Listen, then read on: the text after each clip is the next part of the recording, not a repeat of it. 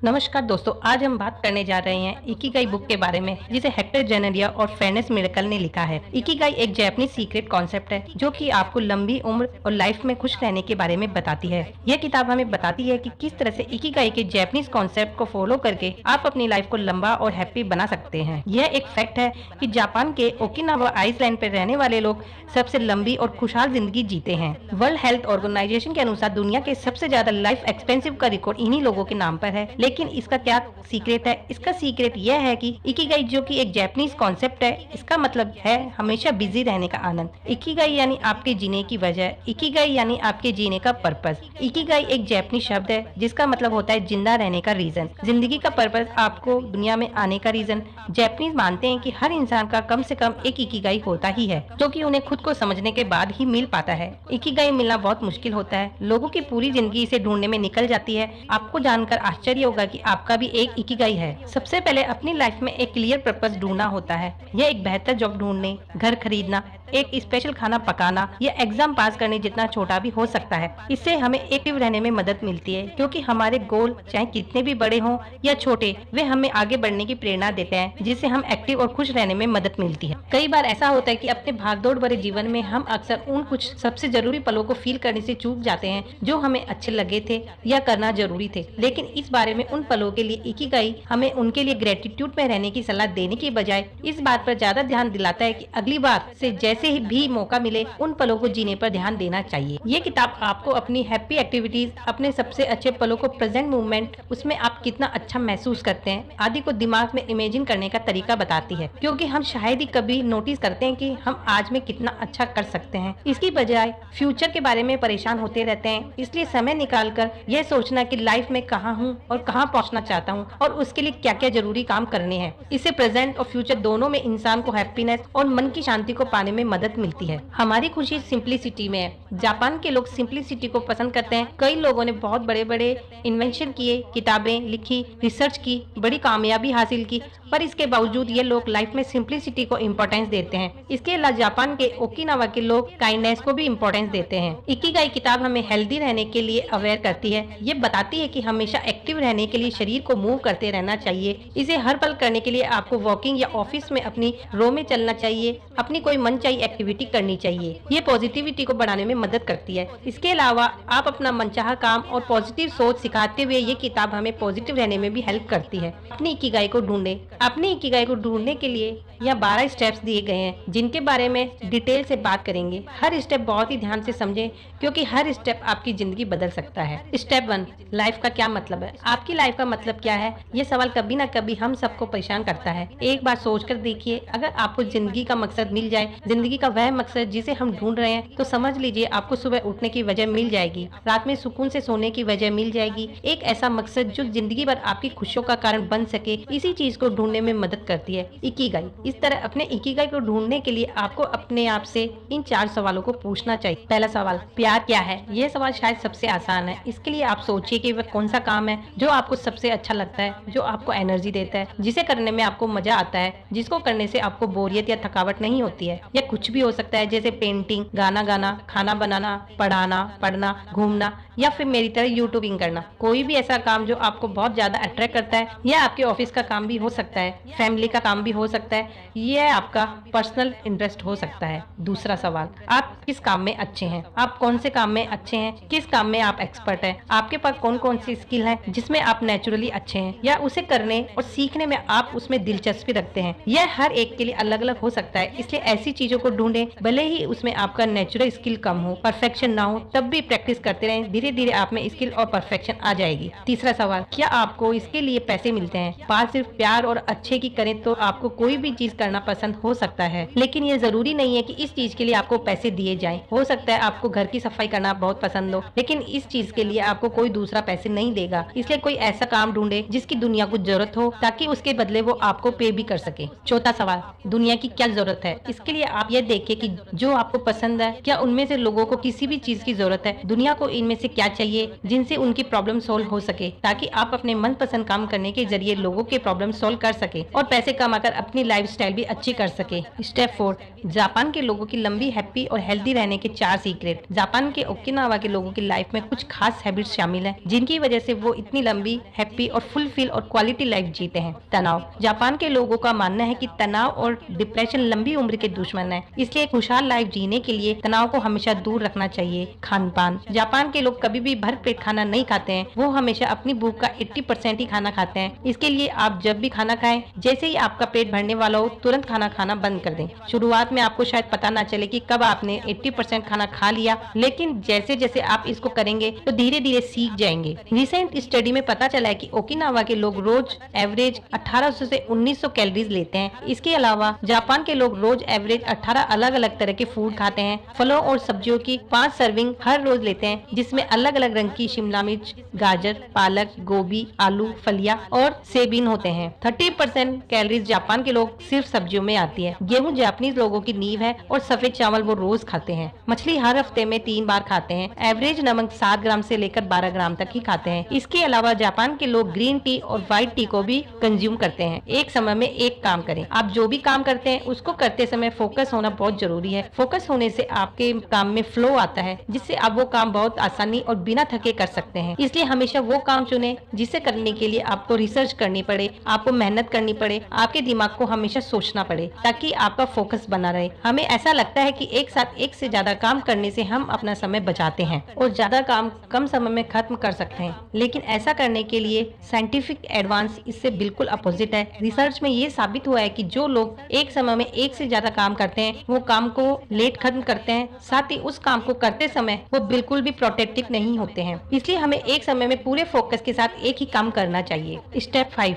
Ikigai retirement health दी lesson. क्या आपको पता है कि जापानीज लैंग्वेज में रिटायरमेंट जैसा कोई भी शब्द नहीं है। जापान के लोग अपने काम से कभी भी रिटायरमेंट नहीं लेते हैं, वो पूरी जिंदगी कुछ न कुछ काम करते ही रहते हैं। वहीं अगर हम दूसरी तरफ दूसरे देशों की बात करें तो लोगों को जल्दी से जल्दी रिटायरमेंट चाहिए, उनको कैसे भी करके अपने काम से छुटकारा चाहिए, और ऐसा इसलिए होता है क्योंकि वो अपने काम से प्यार नहीं करते हैं। जब आप कोई भी काम जबरदस्ती या सिर्फ पैसों के लिए करते हैं तो उस काम में आप खुश नहीं रहते हैं। जिस कंपनी के लिए काम करते हैं उसको भी आपसे ज्यादा वैल्यू नहीं मिलती है। इसलिए लंबी और खुशी से भरी जिंदगी जीने के लिए आपको अपने काम से प्यार होना चाहिए। तब आप कभी रिटायरमेंट के बारे में नहीं सोचेंगे, क्योंकि आपकी खुशी अब आपके काम से होगी, ना कि घर बैठकर बॉडी को जंग लगाने से। ज्यादा देर तक बैठने से आप जल्दी बूढ़े हो जाएंगे। ज्यादा देर तक बैठने से शायद आपको फिजिकली कंफर्ट मिले, लेकिन इससे आपकी सेल्स को नुकसान होगा। खाने का इनबैलेंस, हाइपरटेंशन और यहाँ तक कि कैंसर जैसी बीमारी भी हो सकती है। और इसे बचने के लिए आपको बस अपनी डेली लाइफ में कुछ आदतें जोड़नी चाहिए।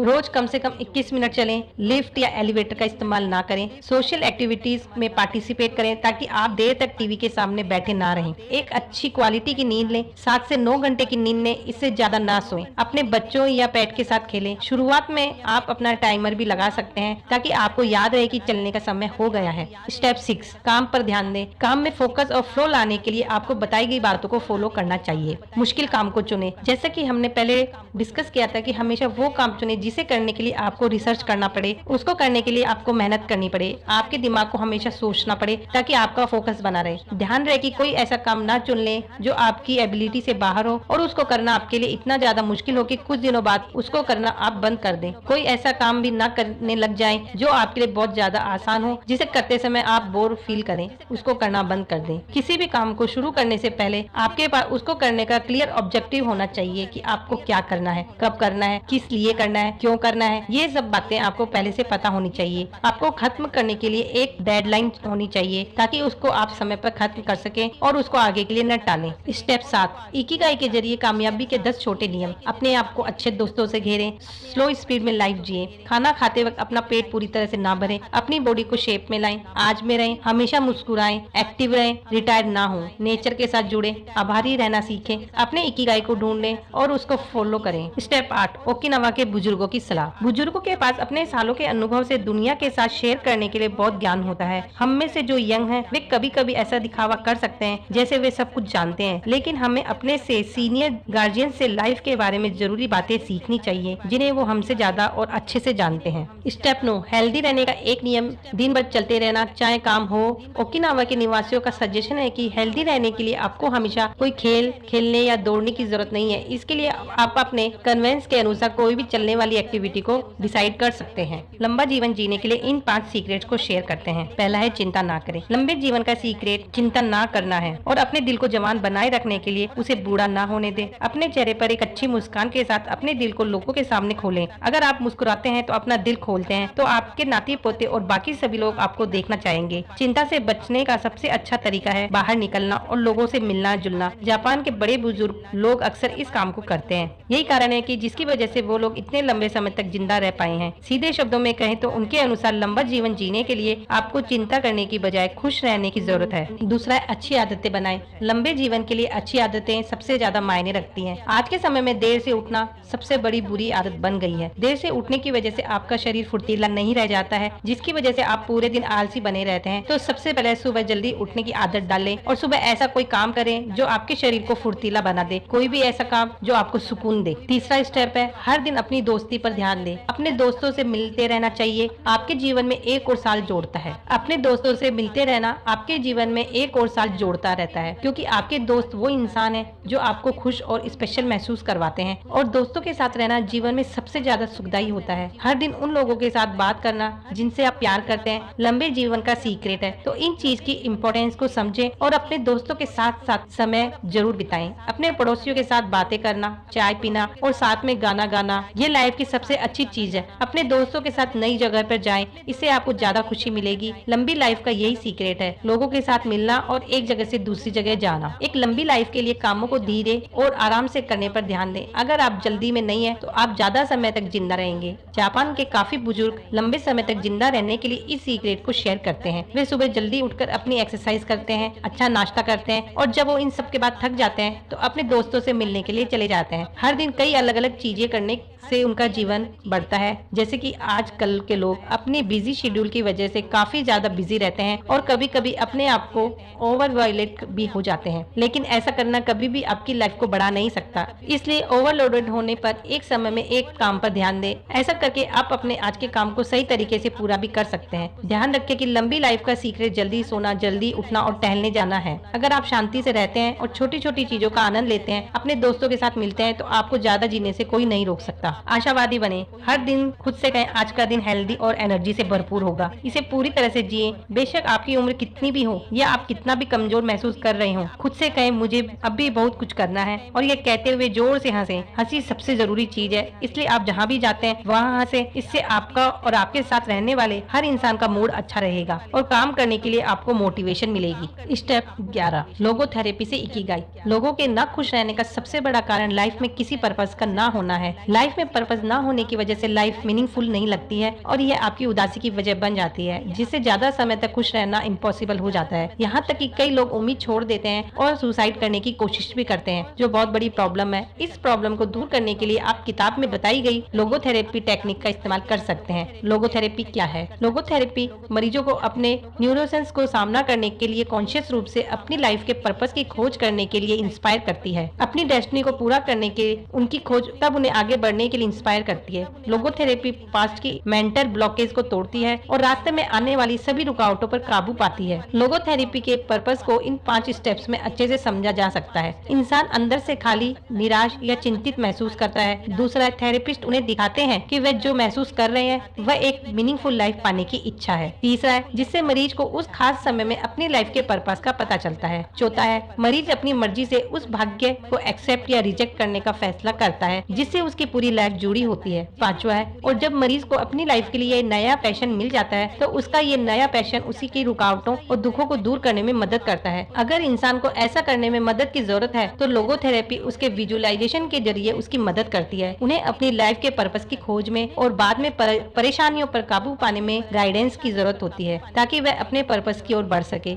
लोगोथेरेपी के अकॉर्डिंग लाइफ में अपने पर्पस की खोज करने से इंसान को उस खाली जगह को बढ़ने में मदद मिलती है। स्टेप 12 महत्वपूर्ण सीखें। किताब में के लाइफ लेसन। पहला है एक बुद्धिमान इंसान को जिंदगी के सुखों को अवॉइड नहीं करना चाहिए, बल्कि इस बात के लिए हमेशा अवेयर रहना चाहिए कि उन पर डिपेंडेंस उन्हें सेटिस्फेक्शन का गुलाम बना सकती है। इसलिए आपको दिल से खुश रहने की आदत बनानी चाहिए, बजाय उन सुखों के लिए तैयार रहने के कि जो कुछ समय में ही गायब हो जाते हैं। दूसरा है प्रेजेंट वह सब है जो अभी है, और ये वह एक पावरफुल चीज है जिसे हम कंट्रोल कर सकते हैं और जिसके जरिए अपनी आज और आने वाली लाइफ को कंट्रोल कर सकते हैं। तीसरा है, जिन चीजों से हम प्यार करते हैं वे एक पेड़ के पत्तों की तरह होती है जो हवा के झोंके के साथ ये कभी भी गिर सकती है। हमारे पास जो कुछ भी है और जिसे हम प्यार करते हैं वह किसी न किसी पॉइंट पर गायब हो जाता है। इसलिए हमें इसके बारे में नेगेटिव हुए बिना इसके साथ खुश रहने के लिए अवेयर रहना चाहिए। हमें आज में खुश रहना चाहिए और इसे ध्यान में रखने के लिए नुकसान के समय ज्यादा दर्द में बचने से मदद मिलती है। चौथा है, हमारी इकाई से जुड़ने के लिए कोई फिक्स प्लान नहीं है। इसे ढूंढने के बारे में ज्यादा चिंता ना करें, बस आप जिसे प्यार करते हैं उसमें बिजी रहें, साथ ही उन लोगों से घिरे रहें जो आपसे प्यार करते हैं। पांचवा है, हम अपनी लाइफ का मीनिंग नहीं बनाते, हम उसे अपने मनपसंद काम को करते हुए ढूंढते हैं, इसलिए पैशनेटली काम को करें। छठा है, हम में से हर एक के पास जीने का एक यूनिक कारण है, उसे ढूंढे और लाइफ के पर्पस को पूरा करने के लिए जिंदगी जिए। रोज की हेल्दी हैबिट्स। पहला है, जापानी खाना तब बंद करते हैं जब उनका पेट 80% भर जाता है। दूसरा है, तनाव का एक पावरफुल किलर है। जिंदगी में चैलेंजेस माइंड और बॉडी को एक्टिव रखने के लिए अच्छे हैं, पर हमें जरूरी चैलेंजेस को सोल्व करने पर ध्यान देना चाहिए और बाकियों को अवॉइड करना चाहिए। तीसरा है, आराम करें, थोड़ा धीमा शुरू करो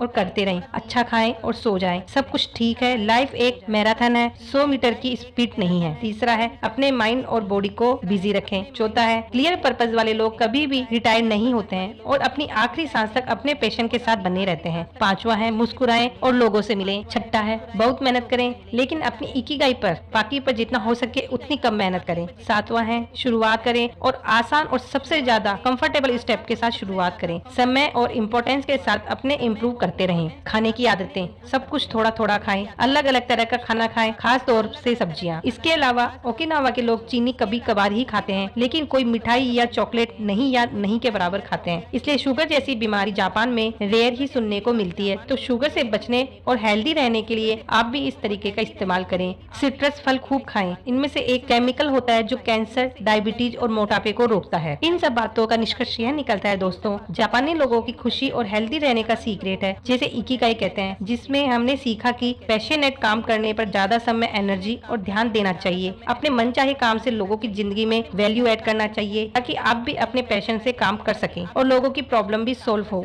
और लाइफ में एक क्लियर गोल बनाकर उसे जीना चाहिए। हमें उम्मीद है कि आपने पैशन, हैप्पीनेस और हेल्थ के बारे में कई जरूरी बातें सीखी होंगी। अब इन्हें अपनी जिंदगी में अपनाएं और अपना पैशनेट काम करते हुए कामयाब बने। धन्यवाद दोस्तों। आपको हमारे द्वारा दी गई जानकारी अच्छी लगे तो हमारे